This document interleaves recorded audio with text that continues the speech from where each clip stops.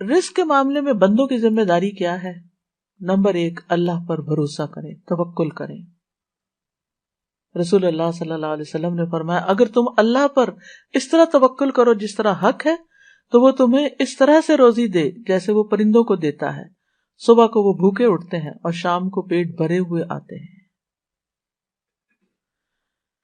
اللہ سبحانہ وتعالیٰ تو ماں کے پیٹ میں بھی رزق دیتا ہے، جب ماں خود بھی نہیں کھلا سکتی بچے کو، اس نے وہاں بھی انتظام کیا، پیدا ہوتے ہی اس کے سینے میں دودھ اتار دیا، اللہ نے رزق کا اہتمام کیا۔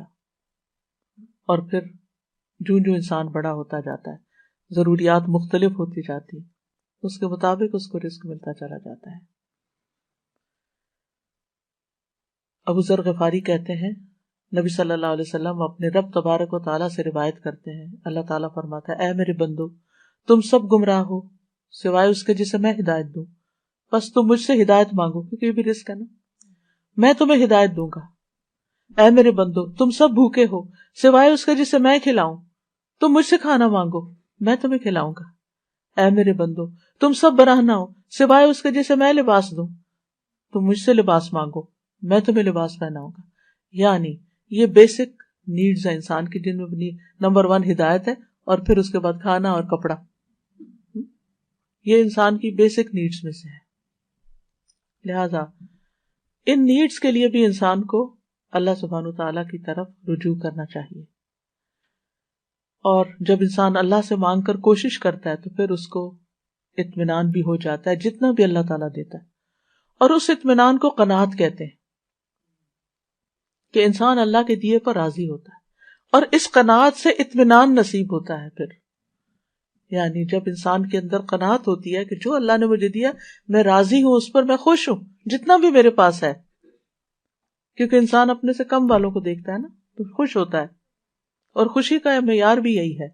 انسان اگر اپنے سے اوپر والے کو دیکھے گا تو کبھی خوش نہیں ہوگا، لیکن مشکل یہ ہے کہ انسان سب کچھ بھی لے کے خوش کیوں نہیں آج، کیونکہ انسان صرف ضرورت کا نہیں چاہتا، ضرورت پوری ہو جاتی ہے تو راحت چاہتا ہے کہ مجھے یعنی کہ کمفرٹیبل لائف ملے، جب کمفرٹیبل لائف مل جاتی ہے تو پھر عیش و عشرت چاہتا ہے کہ مجھے لگزوریس لائف ملے، لہذا اس کی تو پھر کوئی حد ہی نہیں ہے نا، تو انسان کبھی بھی مطمئن نہیں ہوتا، کبھی بھی سکون نہیں پاتا۔ اس لیے انسان کو چاہیے کہ وہ اللہ سے مانگے، جو کچھ ہے اس پر راضی رہے، اور پھر اس کا دل دولت مند ہو۔ غنا وہ نہیں ہے، دولت مندی وہ نہیں ہے جو بینک بیلنس سے یا بہت ساری سونے چاندی کے ڈھیر سے آپ دولت مند ہوتے ہیں۔ اصل دولت مند وہ ہے جس کا دل دولت مند ہے، کہ جو اس بات پہ راضی ہے کہ اللہ نے مجھے بہت کچھ دیا ہے۔ یعنی کثرت سے دولت مندی نہیں ہوتی، بلکہ اس کے مقابلے میں قناعت سے دولت مندی ہوتی ہے۔ حقیقت یہ ہے کہ دنیا کی زندگی میں جتنی بھی چیزیں ہیں، یا تو یہ انسان کو اپنے کنٹرول میں کر لیتی ہیں یا انسان ان کو اپنے استعمال میں لے آتا ہے۔ جب ضرورت کا ہوتا ہے تو سب چیزیں استعمال ہو رہی ہوتی ہیں، اور جب زیادہ ہو جاتا ہے تو وہ انسان کے اوپر بوجھ بن جاتا ہے کہ اس کو سنبھالو، رکھو، کرو، اس کی حفاظت کرو، وہ اسی کی پوجا میں پھر لگا رہتا ہے انسان، اور اپنے اعلیٰ مقصد زندگی کو بھول جاتا ہے کہ وہ دنیا میں صرف مال اسباب اکٹھا کر کے اس کی خدمت کرنے نہیں آیا، بلکہ وہ اللہ کی عبادت کے لیے آیا۔ تو اس لیے بہت ضروری ہے کہ انسان حرص سے بچے، کیونکہ حرص کا نقصان ہے۔ رسول اللہ صلی اللہ علیہ وسلم نے فرمایا 2 بھوکے بھیڑیے اگر بکریوں کے ریوڑ میں چھوڑ دیے جائیں تو اتنا نقصان نہیں دیتے جتنا کسی انسان کا مال کے لیے حریص ہو جانا، لالچی ہو جانا۔ اور وہ کیا ہوتا ہے کہ انسان جو ملا ہے اس پہ راضی نہیں، بس اس سے زیادہ حاصل کرنے کی کوشش میں، اور زیادہ اور زیادہ، حتیٰ کہ مر ہی جاتا ہے، دنیا سے ہی چلا جاتا ہے انسان، اور اللہ کے پاس دکھانے کے لیے کچھ نہیں ہوتا اس کے پاس، نہ کوئی عبادت، نہ کوئی خدمت، نہ کوئی کچھ۔ تو اس لیے انسان کو حرص سے اور لالچ سے بچنا چاہیے، اس کے اندر غنا ہونا چاہیے، شکر گزاری ہونی چاہیے، اور یہ شکر گزاری ہی انسان کی سعادت کی علامت ہوتی ہے۔ خوش قسمت ترین انسان وہ ہے، کامیاب ترین انسان وہ ہے کہ جس کے پاس ضرورت کا ہے اور وہ اس پر راضی بھی ہے۔ حدیث میں آتا ہے اس شخص نے فلاح پائی جس نے اطاعت کی اور اس کو بقدر ضرورت رزق مل گیا، اور اللہ نے اس کو جو کچھ دیا اس پر اس کو قناعت کی توفیق مل گئی، وہ خوش ہے اس پر جتنا ہے اس کے پاس۔ تو گویا دنیا میں بھی کامیابی کا راز زیادہ ہونے میں نہیں ہے کہ زیادہ ہو، بلکہ قناعت میں ہے، کیونکہ چاہت کی تو کوئی حد ہی نہیں نا، انسان کی چاہت تو لامتناہی ہے، ان لمیٹڈ ہے، جتنا اس کو مل جائے گا وہ کہے گا اس سے اور ہو، اس سے اور ہو۔ انسان کا پیٹ تو کبھی بھرنے والا نہیں۔ اس لیے انسان اپنی ساری کوششوں کا مرکز صرف دنیا کمانے میں نہ لگا دے، بلکہ اپنی آخرت کے لیے بھی فکر کرے، اور صرف جسمانی زندگی نہیں، روحانی زندگی بھی گزارے، اپنی روح کا حق بھی ادا کرے، انسانوں کا حق بھی دینے والا ہو۔ مطلب ضرورت کا سامان وہ ہوتا ہے کہ جس میں انسان کی کوئی ضرورت اٹکے نہ، یعنی اس کے پاس اتنا ہو کہ اپنی بیسک ساری نیڈز جو ہے وہ کسی کی مدد کے بغیر خود پوری کر سکے، اور اس کے لیے انسان محنت کرے، کوشش کرے۔ تو بہرحال رزق کا مالک اللہ ہے، اور انسانوں کے پاس کچھ نہیں۔ اگر کوئی یہ سمجھتا ہے کہ کوئی انسان اس کے رزق کا مالک اور وہ اس کا رزق روک دے گا تو وہ غلط فہمی کا شکار ہے۔ اس لیے انسان کو رزق کے معاملے میں اللہ تعالیٰ سے دعا کرنی چاہیے، کوشش اور محنت کرنی چاہیے، جو ملا ہے اس پہ راضی ہونا چاہیے، مخلوق کی طرف نہیں دیکھنا چاہیے کہ ان کے پاس کیا ہے وہ مجھے کیوں نہیں ملتا، اور حسد نہیں کرنا چاہیے کسی سے، اور جب مانگے تو پورے یقین کے ساتھ مانگے، اور جب انسان اللہ کا تقوی اختیار کرتا ہے تو اللہ اس کو وہاں سے رزق دیتا ہے جہاں سے اس نے سوچا بھی نہیں ہوتا۔ وَيَرْزُقُهُ مِنْ حَيْثُ لَا يَحْتَسِبُ وَمَن يَتَوَكَّلْ عَلَى اللَّهِ فَهُوَ حَسْبُهُ، وہ اسے وہاں سے رزق دے گا جہاں سے وہ گمان نہیں کرتا، جو اللہ پہ بھروسہ کرے وہ اس کو کافی ہو جائے گا۔ ان اللہ بالغ امرہ قد جعل اللہ لکل شیء قدرا، بے شک اللہ اپنا کام پورا کرنے والا ہے، یقیناً اللہ نے ہر چیز کے لیے ایک وقت، ایک اندازہ مقرر کر رکھا ہے۔ تو بہرحال ہم میں سے ہر ایک کا رزق مقرر بھی ہے، ماں کے پیٹ میں بچے کا رزق لکھا جاتا ہے، اور جو مقدر میں ہے وہ رزق ملے گا، بس طریقے حلال اختیار کریں، اسی چیز کو حرام سے نہیں۔ یعنی مثلاً ایک چیز کو پانے کے لیے 2 دروازے جاتے ہیں، اور آپ کو کسی ایک کا انتخاب کرنا ہے اور اس میں داخل ہو کر وہاں تک پہنچنا، یعنی جاتے دونوں ڈور جو ہیں، کوریڈور ایک جگہ پہ جا کے ملتے ہیں۔ اب آپ دائیں طرف سے جاتے ہیں یا بائیں، یہ آپ کی چوائس ہے، آپ حلال طریقہ اختیار کرتے ہیں یا حرام، یہ آپ کی چوائس ہے۔ محنت تو دونوں میں کرنی پڑتی ہے، حرام میں بھی محنت کرنی پڑتی ہے اور حلال کے لیے بھی محنت کرنی پڑتی ہے۔ لہٰذا انسان کو چاہیے کہ جلد بازی نہ کرے اور حلال طریقے سے ہی رزق کو حاصل کرے۔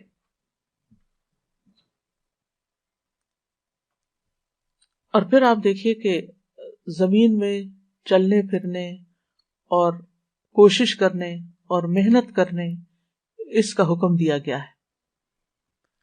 سورۃ الملک روز آپ پڑھتے ہیں، اللہ تعالیٰ فرماتے ہیں هو الذی جعل لکم الارض ذلولا فامشوا فی مناکبها وکلوا من رزقہ والیہ النشور، وہی ہے جس نے تمہارے لیے زمین کو تابع کر دیا، سو اس کے کندھوں پہ چلو، نکلو، کام کرو، اور اس کے دیے ہوئے میں سے کھاؤ، اور اسی کی طرف دوبارہ اٹھ کے جانا ہے، یعنی مرنے کو نہ بھولو، آخرت کی تیاری نہ بھولو، یعنی دنیا میں لگ کے اپنی آخرت کو نہ بھولو۔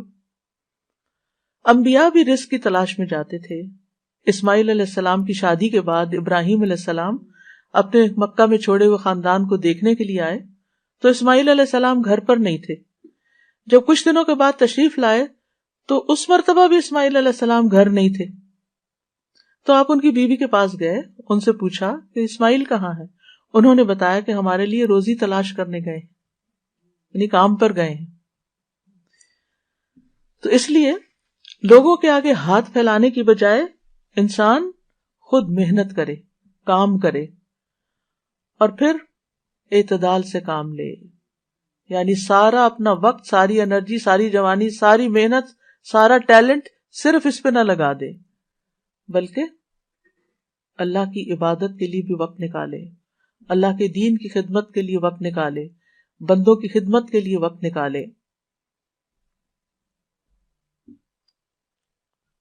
فضیل بن ایاز کہتے ہیں لوگوں نے سچائی اور حلال رزق کی طلب سے زیادہ افضل زینت کسی اور چیز کے ساتھ اختیار نہیں کی۔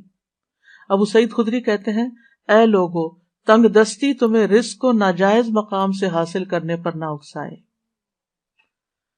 اور پھر جو اسباب اللہ تعالیٰ پیدا کرے ان کو اختیار کرے۔ توکل اسباب کے ساتھ ہوتا ہے، اسباب کے بغیر نہیں۔ اور پھر یہ بھی یاد رکھیے کہ